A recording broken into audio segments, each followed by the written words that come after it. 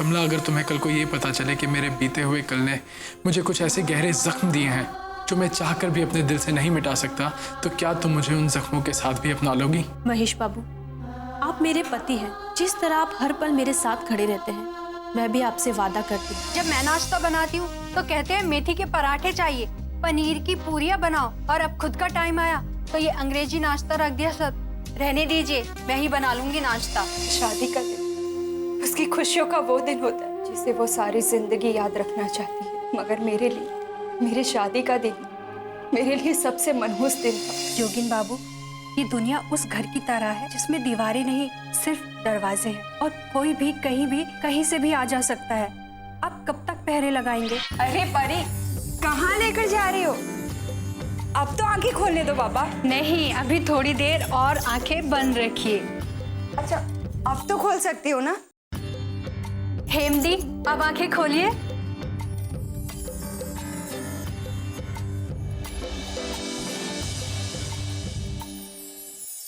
ये क्या है परी?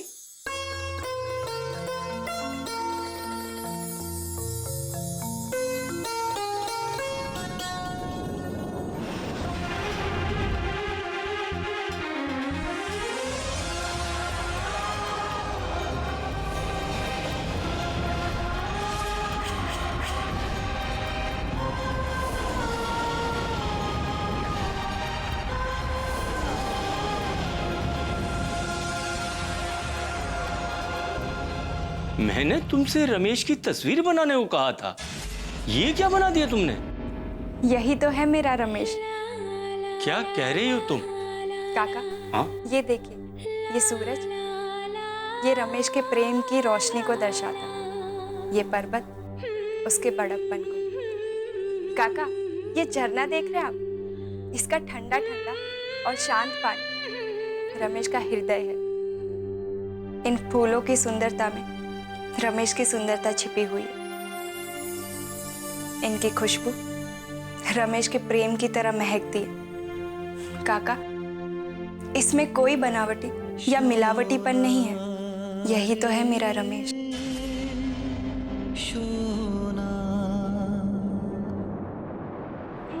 हेमदी, मैं जानती हूँ ये पेंटिंग आपने बनाई है। आप मुझे भी कागज पे ऐसे रंग भरना सिखाइए ना। कुछ रंग सिर्फ दिल से भरे जाते हैं, पर सिर्फ और सिर्फ दिल से। हेमदी, मैं पूरी मेहनत करूंगी।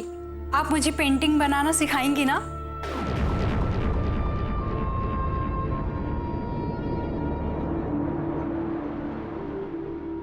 परी, ऐसे रंगों को भरने के लिए हमें प्रेरणा की जरूरत पड़ती है, और अब मैं किसी से प्रेरित नहीं हो सकती। ये बात तो आपने बिल्कुल सही की। किसी भी काम को खूबसूरत बनाने के लिए हमें उसे पूरे मन से करना चाहिए, और पूरा मन तभी लगता है जब हमें किसी से प्रेरणा मिलती है।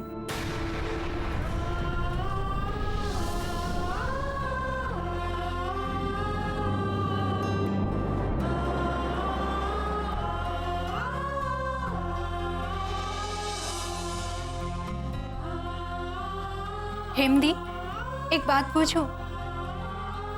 इस पेंटिंग को बनाने में आपको कहाँ से प्रेरणा मिली? ये पेंटिंग मेरी जिंदगी की सबसे खूबसूरत पेंटिंग थी, मगर आज। मगर क्या हेमदी?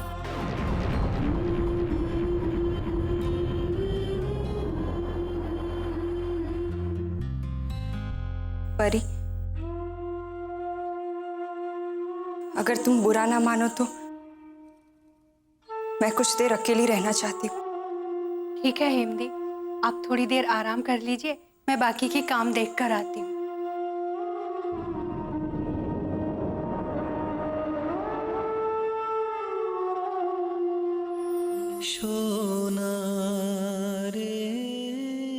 आखिर तुम मुझे अपने आप से दूर क्यों नहीं होने देते? जब भी मैं अपने आप को तुमसे अलग करना चाहती हूँ, तब तुम किसी न किसी रूप में मेरे सामने आ जाते हो। क्यों मुझे अकेला नहीं छोड़ते तुम? क्यों?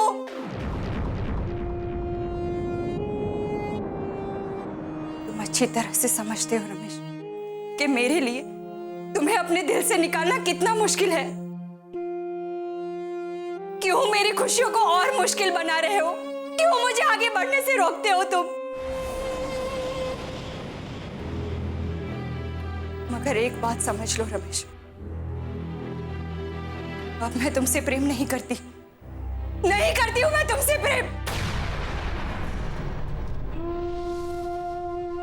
तुमने मेरा सब कुछ छीन लिया। अब मैं तुम्हारी वजह से दूसरों के साथ नाइंसाफी नहीं होने दूंगी।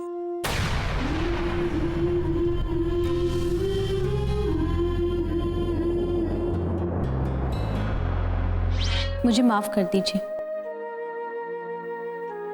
मुझे कुछ चीजें समझनी चाहिए थी। क्या बात कर रही हो? किस बात की माफी? एक औरत होते हुए मैंने दूसरी औरत के लिए गलत बातें कही।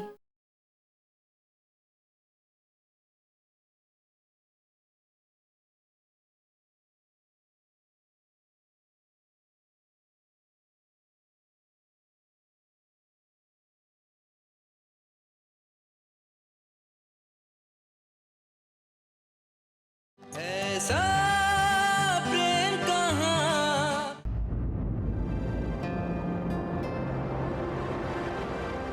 महेश, तुम सोच भी नहीं सकते कि तुम्हें यहाँ देखकर हम कितने खुश हैं। ये तो बहुत अच्छी बात है और खुशी होनी भी चाहिए। आखिर माँ का मंदिर है, यहाँ पे आके तो मन हल्का हो ही जाता है।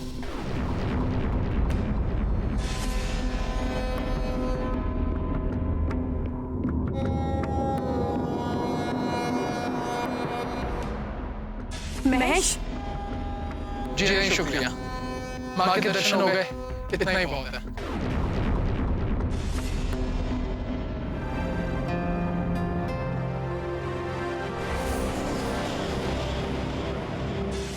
माँ के घर से खाली हाथ नहीं जाते। माँ के दरबार में लोग वो इच्छाएं लेके आते हैं जिनकी उन्हें पूरी होने की उम्मीद होती है। मगर मैं जानता हूँ कि हर बार की तरह इस बार भी माँ मुझे वो नहीं दे सकती जिसकी मैं इच्छा रखता हूँ।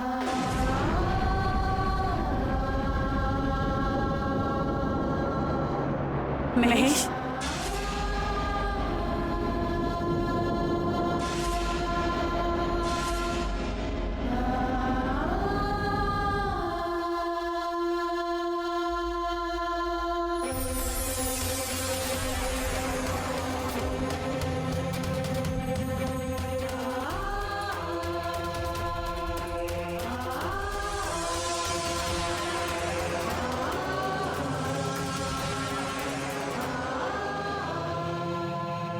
आपने मेरा हाथ थामा ही कब थामा। पूरी जिंदगी में आपके प्रेम, आपकी ममता के लिए तरसता रहा।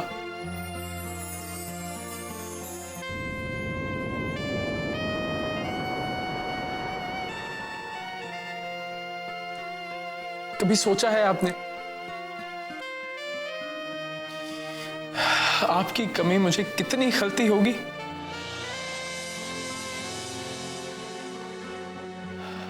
आपको क्या लगता है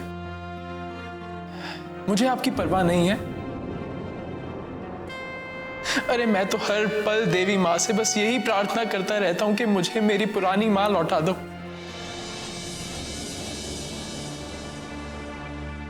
वो माँ जो दुनिया की भीड़ में कहीं खो गई, कहीं गुम हो चुकी। प्यार से अपना हाथ मेरे सर पर फेरा करती थी। मगर आज वो माँ बदल गई। अब आप लोरी नहीं, मौत के गीत गुनगुनाती हैं। अब आपके हाथ उठते हैं तो सिर्फ लोगों के सर कलम करने के लिए। क्यों छोड़ नहीं देती वो दुनिया जहां लोग आपसे डर के आपके सामने झुके हुए हैं? मुझे डर है कि कहीं किसी दिन इनमें से ही कोई आपको कोई नुकसान ना पहुंचा दे। मैं चाहकर भी आपको कमला से नहीं मिलवा सकता, और ना ही उसे बता सकता हूं कि मैं आपका बेटा हूं और वो आपकी बहू है। उसके दिल में नफरत के जो बीज आपने बोए हैं, अब उन्हें जड़ से उखाड़ना बहुत ही मुश्किल है। वो आपको दुनिया की सबसे बुरी औरत समझने लगी है।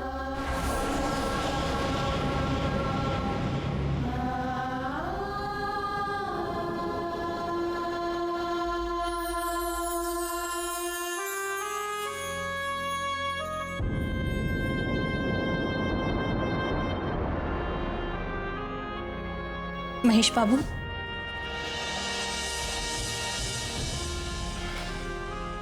बैठो कमला।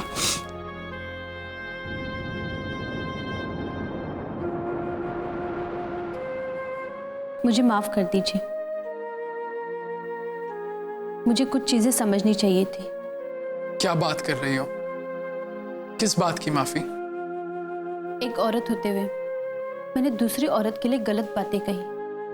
मुझे ऐसा नहीं करना चाहिए था। आपकी माँ कहाँ है? वो बहुत दूर निकल चुकी हैं कमला। इसका मतलब वो अब इस दुनिया में नहीं है? नहीं कमला, मैं ही उनकी दुनिया में नहीं हूं।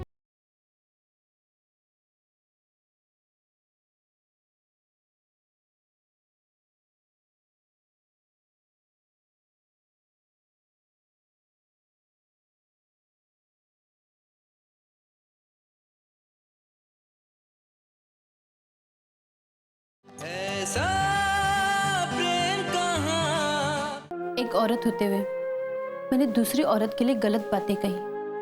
मुझे ऐसा नहीं करना चाहिए था।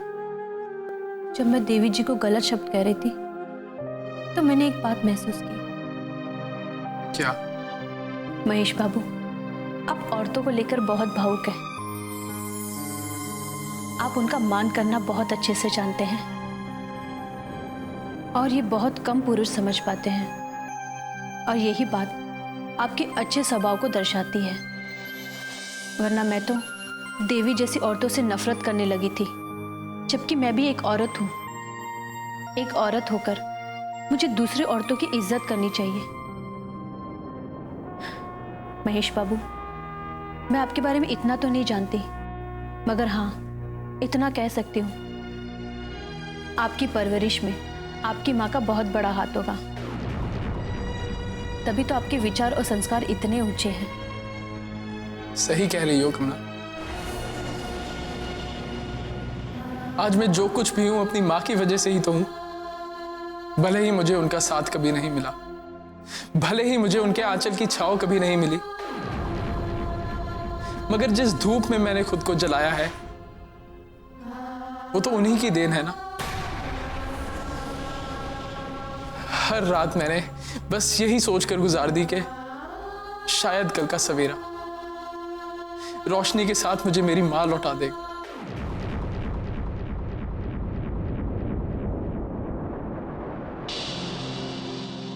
महेश बाबू, संभालिए अपने आप को। आपकी माँ कहाँ है?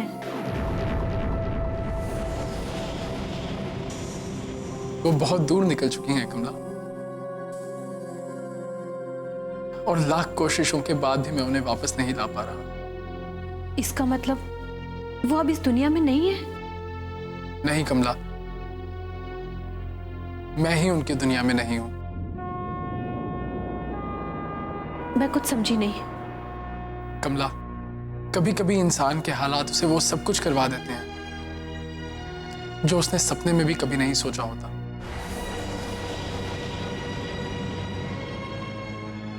मेरी माँ भी हालात की मारी ऐसी ही एक औरत थी, और उससे निकलने के लिए उन्होंने जो रास्ता अपनाया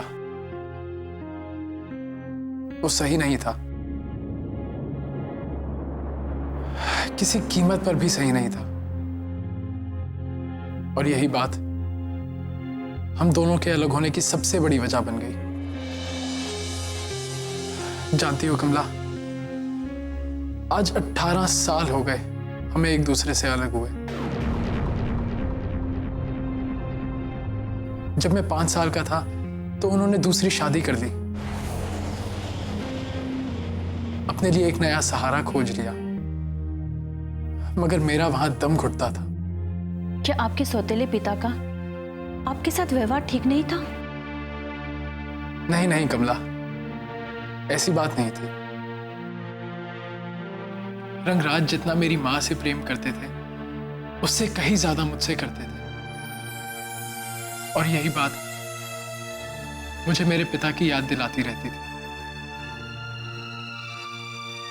मगर जिस तरह से वो अपना घर चला रहे थे वो मेरे असूलों के खिलाफ था। मेरे पिता ने हमेशा मुझे एक ही बात सिखाई थी कि कभी किसी दूसरे का हक नहीं मारना चाहिए। अपनी मेहनत की एक रोटी भी मीठी होती है और किसी और से छीनी हुई पूरियां भी बेस्वाद लगती हैं। लेकिन रंगराज की सोच और मेरी सोच कभी मिल ही नहीं पाई थी, और इन सब के बीच में पिसती थी मेरी मां। वो रंगराज के एहसानों के तले दबी थी, इसीलिए हम जब अलग हुए तो उन्हें वहीं रहना पड़ा। मैंने भी कभी पलटकर उनकी तरफ नहीं देखा, क्योंकि मुझे यह उम्मीद थी कि कभी ना कभी वो लौटकर मेरे पास आएंगी। मगर वक्त गुजरने के साथ मुझे लगता है कि इस उम्मीद पर भी धूल जमने लगी है। मुझे लगता है कि आपको अपना हौसला नहीं खोना चाहिए, क्योंकि अब आपके साथ मुझे भी उनके लौट आने का इंतजार रहेगा। महेश बाबू, क्या आप मुझे उनसे मिला सकते हैं? क्यों नहीं, मगर आप चिंता मत कीजिए, मैं उनके सामने ये जाहिर भी नहीं होने दूंगी कि मुझे कुछ पता है। ठीक है कमला, अगर तुम उनसे मिलना चाहती हो तो मैं तुम्हें रोकूंगा नहीं, मगर इतना मैं जानता हूं कि तुम्हारे मिलने का भी उन पर कोई असर नहीं होगा। 2 दिन बाद ठीक वैसा ही होगा जैसा तुम चाहते हो। इसका मतलब मेरा शक बिल्कुल सही निकला। लॉयर साहब तक आनंदो बाबू का लेटर हेड किसी और ने नहीं, भाविन बाबू ने पहुंचा।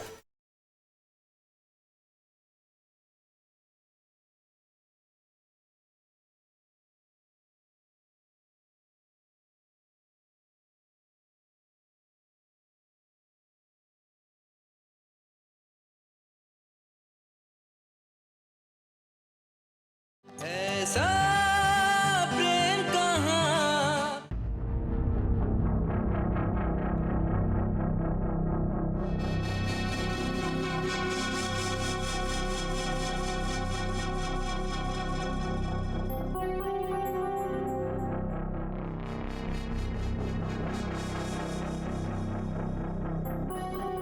हमें किसी भी हालत में देवी की चाल को मात देना ही होगा,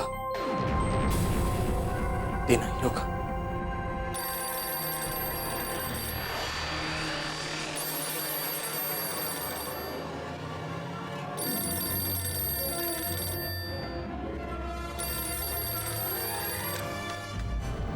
हेलो, बहुत अच्छा किया तुमने मुझे फोन कर दिया। अब तुम्हारी हालत कैसी है? कुछ जख्म ऐसे होते हैं जिन्हें भरने में वक्त लगता है। देवी ने मुझे ऐसे ही जख्म दिए हैं और उनके नासूर होने से पहले मुझे उनका इलाज ढूंढ निकालना है। तुम्हें पता है ना कि 2 दिन बाद। जानता हूँ, देवी के पति रंगराज का ट्रांसफर हो रहा है, और ये भी जानता हूँ कि देवी चाहे जितना भी जोर लगा ले, रंगराज की मेहमान नवाजी या तो मैं करूँगा या फिर पुलिस। तुम जितना आसान इस काम को समझ रहे हो उतना है नहीं। बहुत लंबे समय से देवी इस वक्त का इंतजार कर रही है। वो कोई मौका नहीं देगी सेंध मारने का। तुमने सुना होगा, इंतजार का फल मीठा होता है, पर जब देवी को पता चलेगा कि उसके हिस्से में कड़वा फल आया है, अपनी हार पर बौखला के वो गलतियों पे गलतियां करेगी। मुझे इसी मौके का फायदा उठाना है। मुझे नहीं पता कि तुम्हारी देवी से क्या दुश्मनी है, कि तुम उसे मात देना चाहते हो या उसके कारनामे को दुनिया के सामने लाना चाहते हो, लेकिन तुम छुपकर वार क्यों कर रहे हो? बाजार में हर तरह की मच्छी बिकती है, पर मज़ा तो अपने कांटे में फंसी मच्छी खाने में आता है। मैं कुछ समझा नहीं। ये किसी को समझाने या बनाने का वक्त नहीं है। अब मैं जो कह रहा हूं वो सुनो।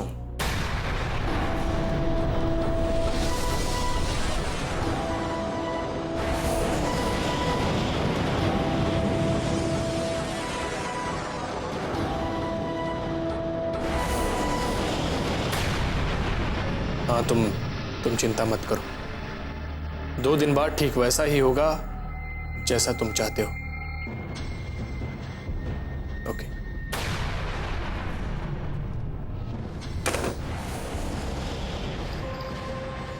इसका मतलब मेरा शक बिल्कुल सही निकला।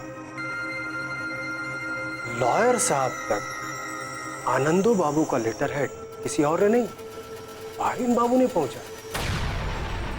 लेकिन बारिन बाबू रंगराज जी का ट्रांसफर क्यों चाहते हैं? ये बात तो देवी जी को बताना पड़ेगा। चलो, क्या कर रहा है उमाकांत? तू पागल हो गया? अरे अपने ही हाथों अपने मौत का इंतजाम कर रहा है तू। समझ में नहीं आता तुझे कुछ? एक काम करते, ये बात यहीं पे हजम कर जाते और रंगराज जी को किसी भी तरीके से देवी जी के सामने खड़े कर देते। उसके बाद बारिन बाबू की सारी बातें देवी जी को बता देंगे। देखा उमाकांत, कितने दिमाग वाली बात की है तूने। चल चल जल्दी चल। परी, परी, कहाँ हो तुम परी? परी, ये मैं क्या सुन रहा हूं? मुझे क्या पता आप क्या सुन रहे हो।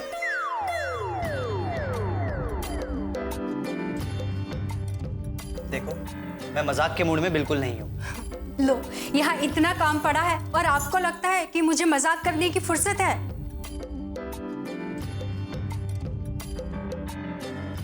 परी, मैं बॉडी के बारे में बात कर रहा हूं। तुमने उनसे क्या कहा?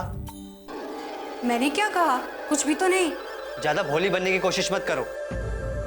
तुमने उनको पेंटिंग के लिए कहा ना? हाँ, तो इसमें गलत क्या है? परी, तुम्हें अक्ल है या दिमाग से पैदल हो? जोगिन बाबू, अब कुछ ज्यादा ही हो रहा है। अगर मेरा मुंह खुला ना तो फिर सोच लीजिए। मुझे भी तुम्हारे मुंह नहीं लगना। मैं सिर्फ ये जानना चाहता हूँ कि तुमने बॉडी को पेंटिंग करने के लिए क्यों कहा? एक तरफ तो आप कहते हैं कि आप हेमदी को उनकी पुरानी यादों से बाहर ले आना चाहते हैं, और जब मैं आपकी इस काम में मदद कर रही हूँ तो आप मुझे ही चिल्ला रहे हैं। ज्यादा पढ़ी लिखी नहीं हूँ, मगर इतना जानती हूँ कि रंगों की अपनी ही जुबान होती है। और सबसे खुशी की बात यह है कि हेमदी वो बोली, वो भाषा जानती हैं, और यही सबसे अच्छा तरीका है जो उन्हें उनकी पुरानी जिंदगी से बाहर लेकर आएगा।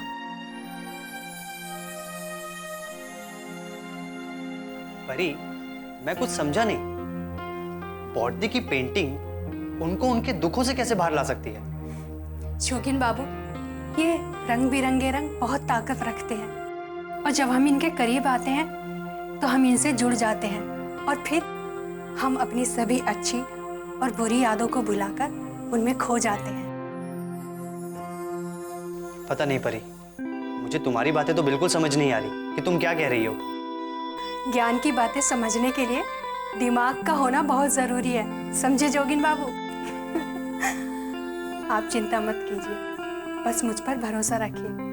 मैं जो कर रही हूँ उसका परिणाम अच्छा ही निकलेगा।